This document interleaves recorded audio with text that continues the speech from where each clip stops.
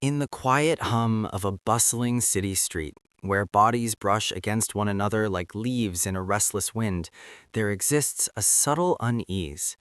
It whispers through the veins of those who pause, heart quickening at the edge of a crowd. This is the psychology of aversion to crowded places, a gentle rebellion of the soul against the press of humanity.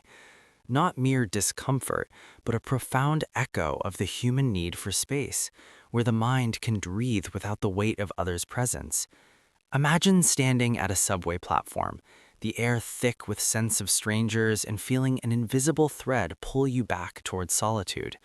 This truth touches many, hidden in the folds of daily life, revealing how personal space is not just physical, but a sanctuary for the inner self.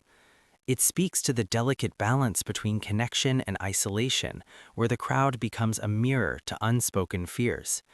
Here, in this exploration, we uncover the layers of this quiet resistance, inviting recognition without judgment. The moment arrives unannounced, a festival square alive with laughter, yet your steps falter at the threshold.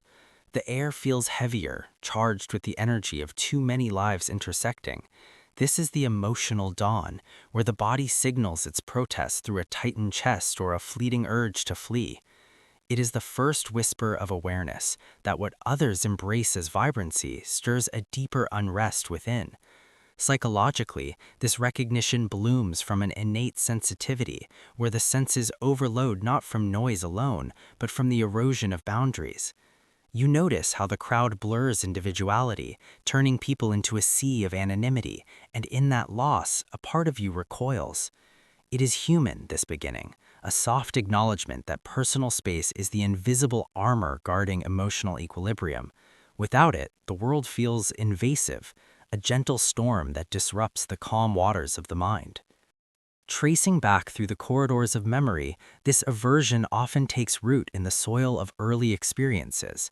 Perhaps a childhood memory of being lost in a throng, small hands reaching for familiarity amid towering figures. Or the subtle conditioning of environments where solitude was scarce, teaching the psyche to equate proximity with vulnerability. Origins lie in the evolutionary blueprint, where ancestors navigated open savannas, alert to threats in close quarters. In modern terms, it stems from introverted temperaments or past traumas that imprint a wariness of enclosure.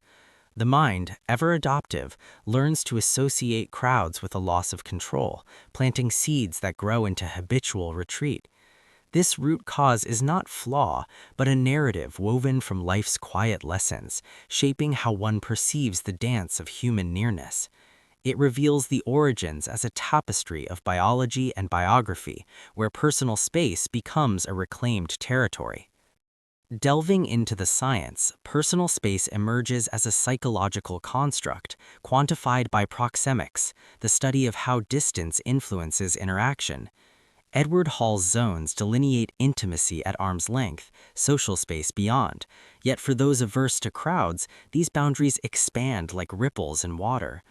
Neurologically, the amygdala ignites, flooding the system with cortisol, mimicking ancient fight or flight responses to perceived encroachment.